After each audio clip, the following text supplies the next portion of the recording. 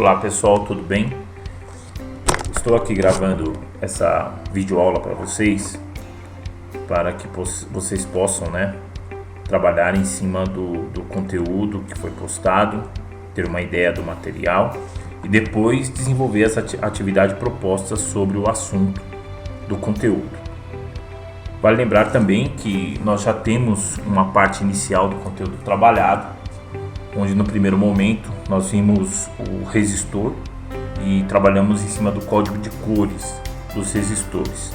Então o que eu vou fazer aqui é apenas um rápido resumo da continuidade desse conteúdo e depois vamos elaborar algumas atividades práticas onde vocês deverão desenvolver com o material que vocês adquiriram no início do módulo e montar esses experimentos a fim de poder executar a parte experimental.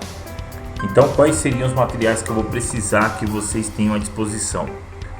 Protoboard, multímetro e as intensidades resistivas que nós trabalhamos em aula, que vocês adquiriram, bem como a bateria, ou a pilha quadrada que vocês também adquiriram na lista do material que foi disponibilizado.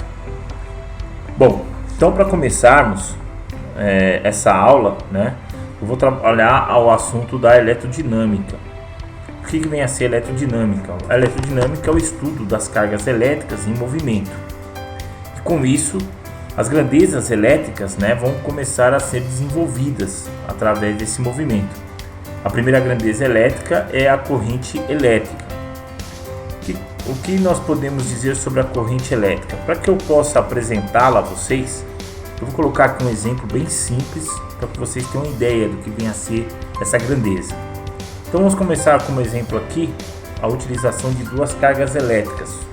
Uma carga positiva, que eu chamei de Q1, e uma carga negativa, a qual eu chamei de Q2. Vale lembrar que uma carga elétrica é considerada negativa quando ela possui excesso de elétrons na sua estrutura. E a carga elétrica positiva é assim denominada quando ela possui carência de elétrons. Se essas duas cargas elétricas forem colocadas a uma distância d, sem que não haja contato algum entre as mesmas, o que vai ocorrer aqui é uma força de atração mútua, que eu chamei aqui de Fe. Então, cargas elétricas de sinais opostos tendem a sofrer força de atração mútua, porque as cargas estão querendo se interagir. A carga elétrica negativa, que possui excesso de elétrons, quer fornecer elétrons à carga elétrica positiva, que possui carência dessa mesma estrutura. Muito bem. Agora, se eu conectar a carga elétrica negativa com a carga elétrica positiva com o uso de um fio condutor, como se observa aqui na ilustração, os elétrons em excesso da carga Q2 começam a se deslocar na direção da carga Q1. Esse movimento de elétrons é um fluxo ordenado de elétrons livres, e esses elétrons, nesse movimento, determinam a grandeza corrente elétrica. Então, em resumo, podemos afirmar que a corrente elétrica nada mais é do que o fluxo ordenado de elétrons livres através de um meio condutor. O movimento desses elétrons, que é a corrente elétrica, é uma grandeza elétrica. Toda grandeza elétrica tem uma representação, uma letra que a representa. No caso da corrente, a letra I maiúscula é utilizada para representar essa grandeza. A letra A é a abreviação da unidade, que é o ampere. Então, corrente elétrica representada pela letra I, sua unidade, o ampere, representado pela letra A. Falando um pouquinho da intensidade da corrente elétrica, o valor de 1 ampere de corrente é um valor bastante alto, bastante elevado de corrente. Portanto, nos circuitos eletrônicos que vocês montarão, nós vamos trabalhar com intensidades de corrente bem menores, o miliampere, o microampere ou o nanoampere. Então, é utilizado os submúltiplos mili, micro e nano para representar a intensidade da corrente elétrica. O miliampere equivale a 1 vezes 10 a menos 3 e é representado pela letra M minúscula. O micro, 1 vezes 10 a menos 6. Então vale lembrar que o expoente negativo corresponde a uma divisão, onde o valor desse expoente é o número de vezes que a quantidade ampere é dividida por 10. No caso do mili, 3 vezes por 10. No caso do micro, 6 vezes.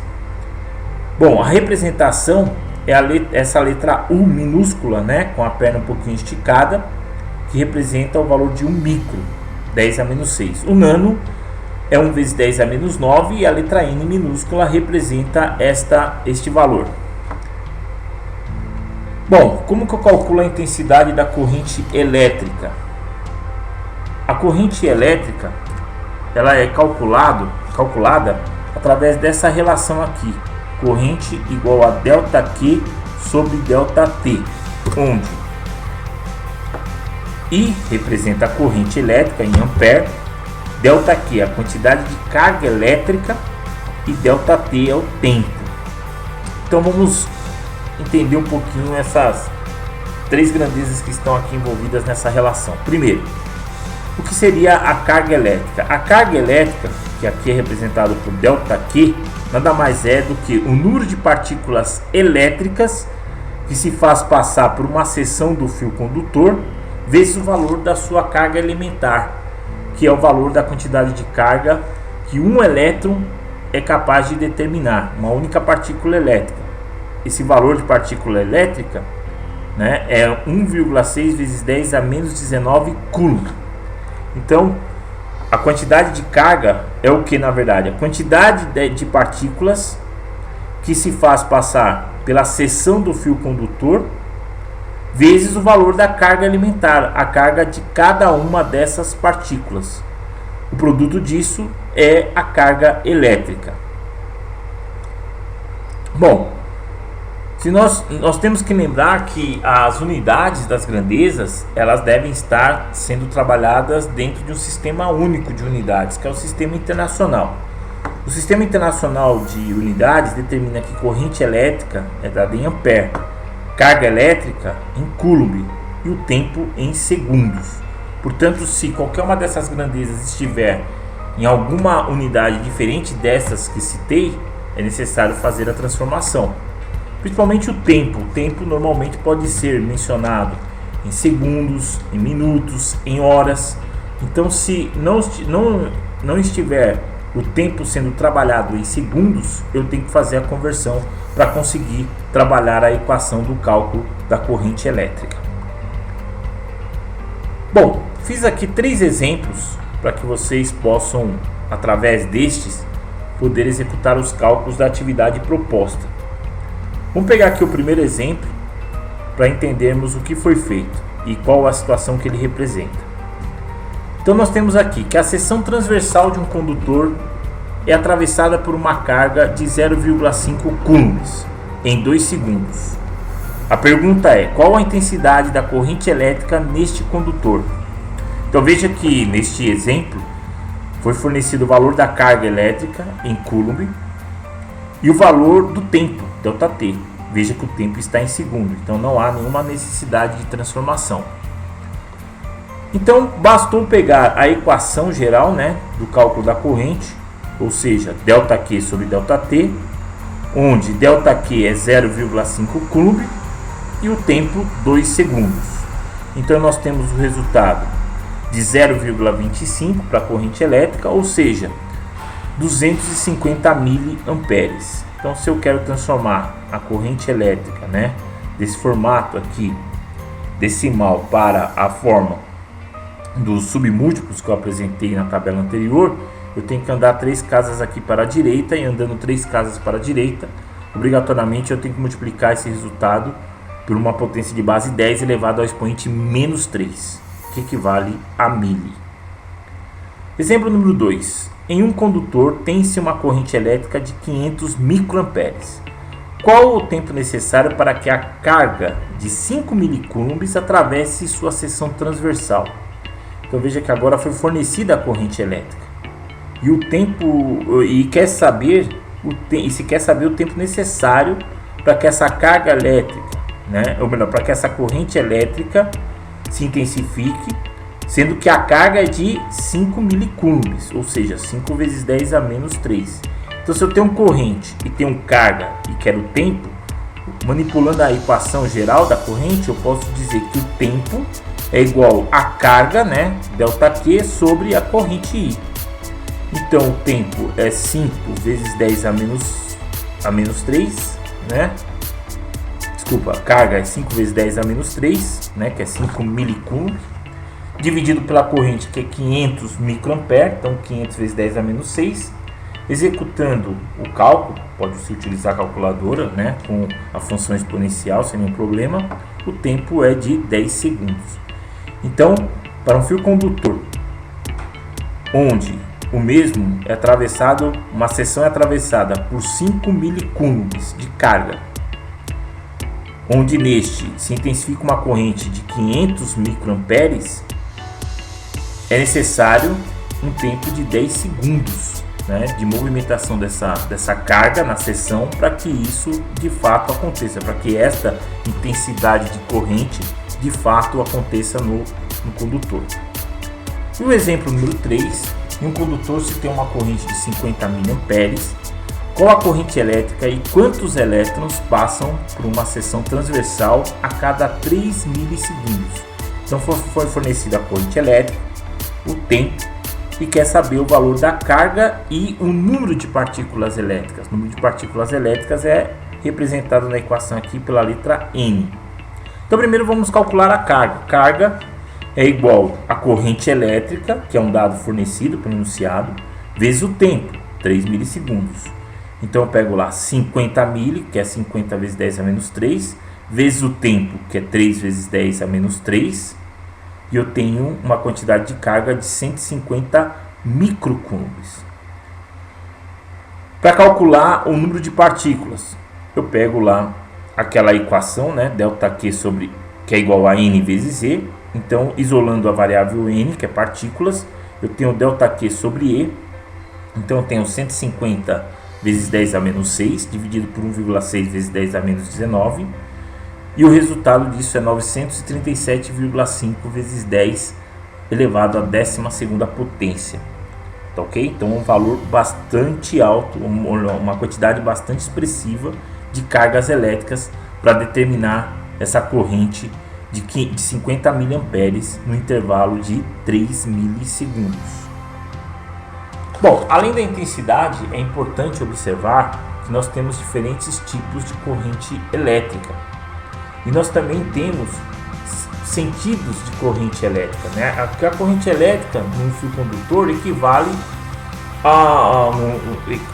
comparando, né, a um sistema hidráulico, ao fluxo, né, de água no interior de um encanamento, né? A água ela flui de um lado, né, para o outro. Então a corrente elétrica também ela tem esse movimento, né? Os elétrons no interior da estrutura elas estão se movimentando de um lado para outro, onde dependendo da posição da polaridade, né? Ou seja, polaridade aqui representada no meu exemplo pelas partículas, né? Pelos sinais das partículas positiva e negativa, elas vão se movimentar no sentido, numa direção. Porém, vale lembrar que dependendo do tipo de análise que eu esteja utilizando, né, a forma como esteja analisando essa grandeza, eu posso usar dois sentidos de corrente. Um que nós chamamos de sentido real e outro que nós chamamos de sentido convencional. O que seria qual a diferença, né, do sentido real e do sentido convencional? A diferença é que o sentido real de corrente elétrica ele normalmente é utilizado no momento em que nós estamos trabalhando a apresentação ou fazendo o estudo de uma estrutura, de um componente eletrônico, no que diz respeito às partículas elétricas no interior da estrutura. Então, quando eu quero trabalhar as partículas positivas e negativas no interior de uma estrutura elétrica, nós utilizamos o sentido real de corrente elétrica, que é justamente o movimento das partículas, dos elétrons, né, de um ponto a outro. O homem convencionou que os elétrons têm sinais vai ter sinal negativo, né, dentro da estrutura atômica, e os prótons o sinal positivo. Porém, a movimentação no circuito eletrônico é feita pelas partículas negativas, os elétrons. Portanto, estes, né, se deslocam do polo negativo, como nós vimos aqui no exemplo das minhas cargas elétricas, ó, do lado negativo, né, da partícula negativa, que possui excesso de elétrons, em direção à partícula positiva, que possui o quê? Carência de elétrons. Dessa forma, pessoal, quando nós estivermos utilizando o sentido real, nós vamos trabalhar a parte das partículas elétricas. Por outro lado, quando nós estivermos analisando um circuito eletrônico na sua representação simbólica ou na sua análise na forma de circuito esquemático, nós vamos utilizar o sentido convencional de corrente elétrica, onde o sentido convencional diz que a corrente elétrica se desloca do lado positivo da fonte de alimentação que está proporcionando essa corrente em direção ao lado positivo, ao lado negativo, representado aqui por essas setas, né, na cor azul. E o real, o contrário, do negativo para o positivo. Então, pessoal, qual seria a alteração, né, ou qual seria a influência que o sentido da corrente elétrica teria no momento que nós estivéssemos analisando o circuito? Nenhum. Então, tanto faz analisá-lo utilizando o sentido real como o sentido convencional, que o efeito, né, o cálculo, vai ter a mesma validade. Então, isso nada interfere no que diz respeito à análise do circuito em relação aos cálculos que faremos. Por outro lado, quando nós fazemos o estudo de um componente onde as partículas elétricas estão envolvidas na análise do funcionamento desse componente, do seu trabalho, aí sim o sentido real é o sentido mais adequado na compreensão dos fenômenos elétricos no interior da estrutura. Então aqui, por exemplo, eu peguei uma bateria, né, uma pilha no caso, e alimentei uma lâmpada, né, adequada a essa intensidade de tensão que a bateria é capaz de fornecer. E aqui, no caso dessa lâmpada, né, ela tanto faz se eu colocasse, né, analisasse essa corrente no sentido real ou convencional, porque o efeito seria o mesmo, tá? Ou seja, a lâmpada é capaz de trabalhar em qualquer um desses sentidos, né? É capaz de executar o seu trabalho independentemente do sentido da corrente elétrica.